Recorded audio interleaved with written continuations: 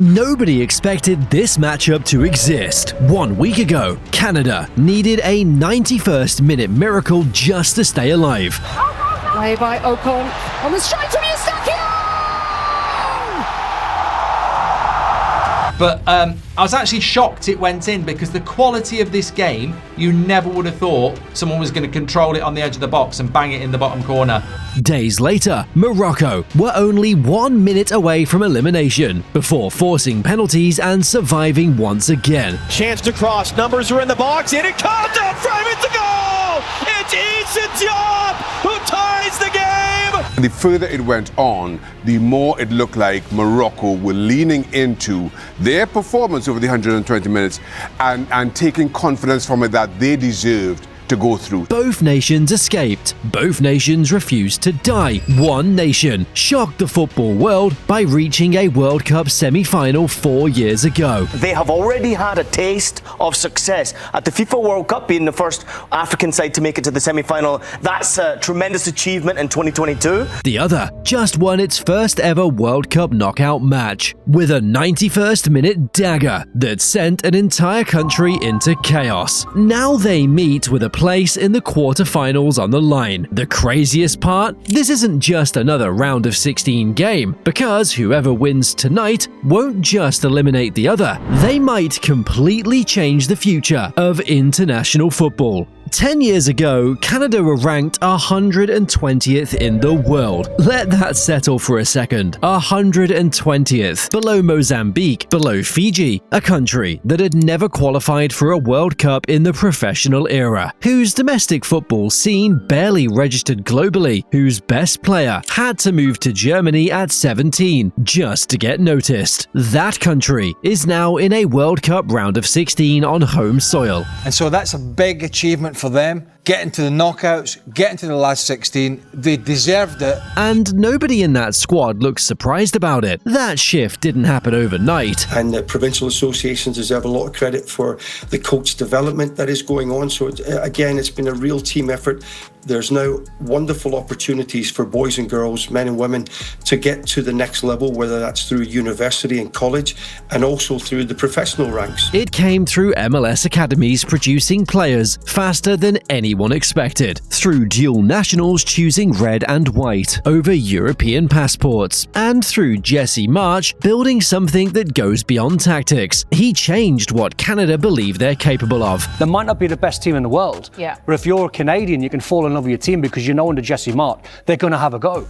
And that's all you want as a fan. You want to see a team have a go. They don't show up anymore trying not to embarrass themselves. They show up expecting to win. My message was always to the players that you, regardless of tactics and anything like that, that you're playing for your country. There is no greater privilege, and you have to give it absolutely everything you've got.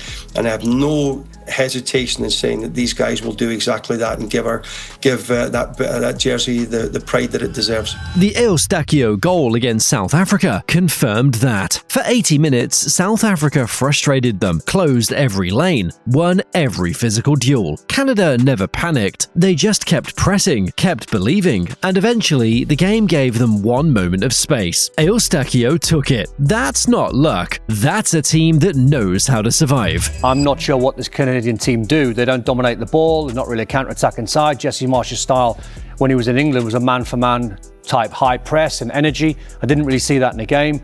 But then you can put all that in the bin and go, well done, Canada, for getting through. Yeah. It's an amazing story. So sometimes, you know, you can deep dive into it and you can try and overanalyze it and microanalyze it, but who cares? If you're a Canadian now and you're through, just enjoy it, enjoy the ride. Morocco's revolution looked completely different, but runs just as deep. This isn't the Cinderella story people attach to them in Qatar anymore. That framing never really fit, and it fits even less now. Mohamed Bouaddi took over as manager, but they've replaced him with someone who has shown time and time again that he is an excellent coach. And in his very first press conference, when asked about his ambitions, said simply, he was there to win the World Cup, not compete, not make history, win it. That kind of ambition filters through a squad quickly. There was something about the ability, and I feel like this passion that they have behind them, they're fighting for something. They're running for something.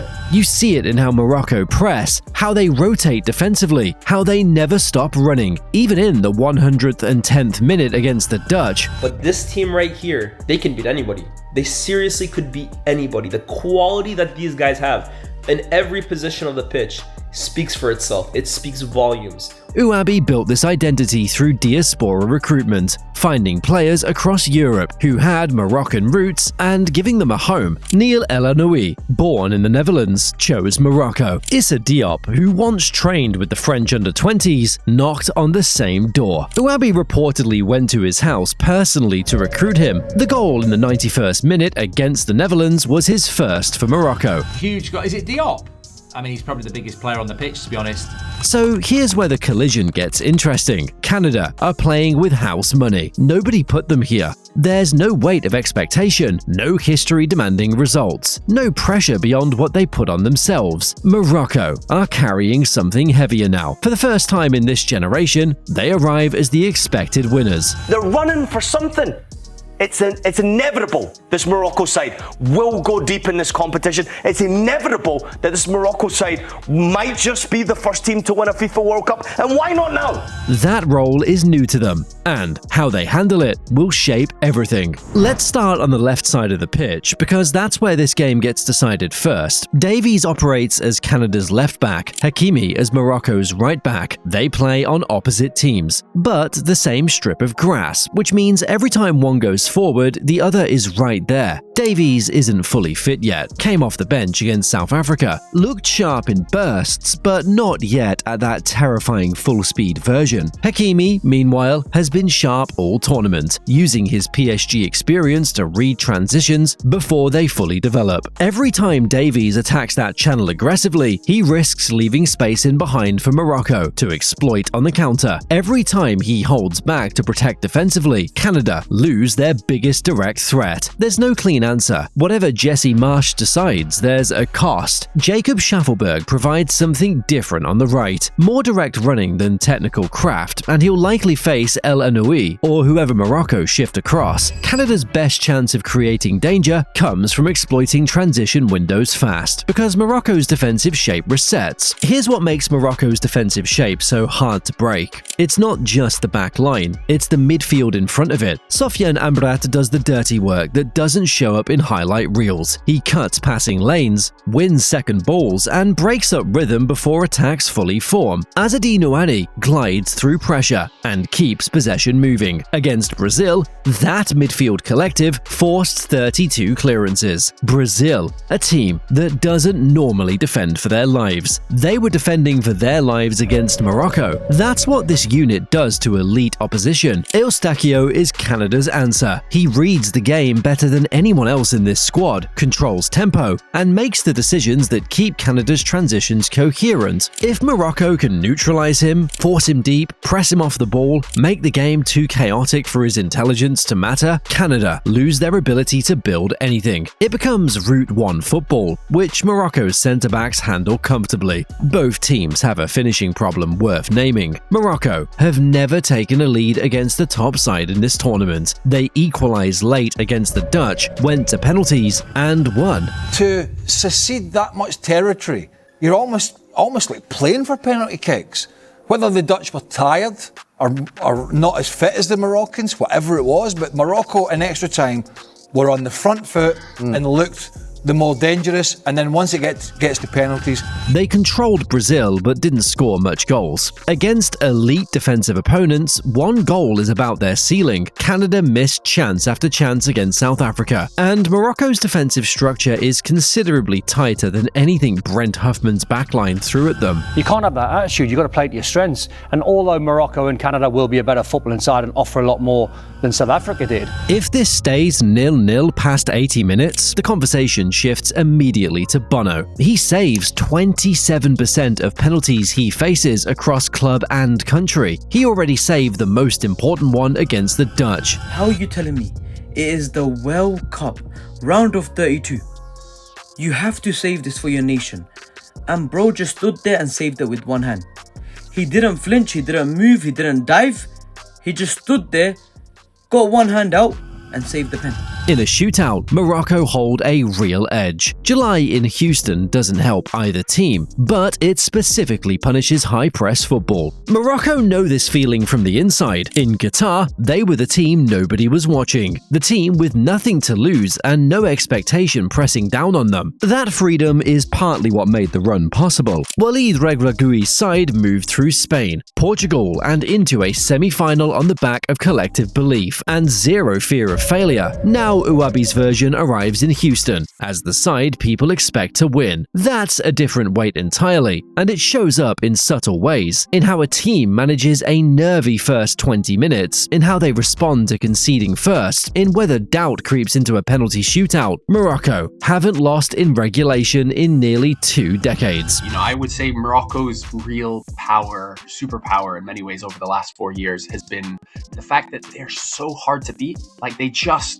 you just cannot beat them easily. Like even if you're outplay them, even if you play good football, everything, they just make everything so hard. They're physical, they're dominant, they kind of will fight you for everything. But pressure has a way of finding cracks nobody knew existed. Canada don't have those cracks because they don't have those expectations. Every minute of this tournament has felt like stolen time. Winning a World Cup knockout game for the first time in history should have been the ceiling. Instead, it became a platform.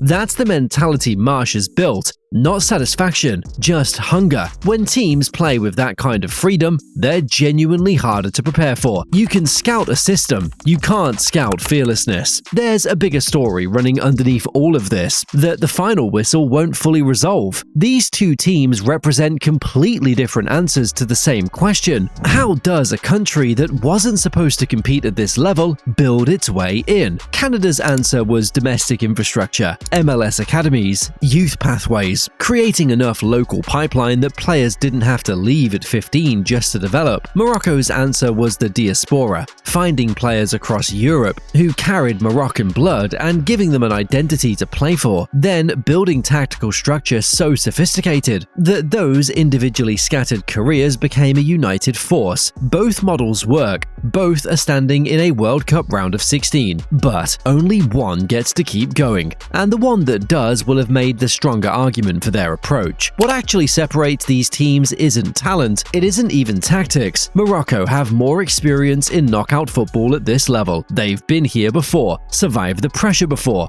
found ways to win ugly when beautiful didn't work. Canada have none of that history, but they also carry none of the scar tissue that history sometimes leaves. Marsh has built a squad that seems genuinely unbothered by the scale of what they're attempting. That's not naivety, that's a competitive edge. One team is playing to confirm what everybody already suspects, the other is playing to prove something nobody's fully accepted yet. In knockout football, that distinction matters more than most people realize before the whistle blows. One of these nations walks out of Houston, having rewritten their entire football story. The other goes home, knowing they came further than anyone thought possible, and that the game they're building isn't finished yet. Either way, football's old hierarchy loses something permanent tonight. If you want to follow every step of both runs as the tournament goes deeper, subscribe and share.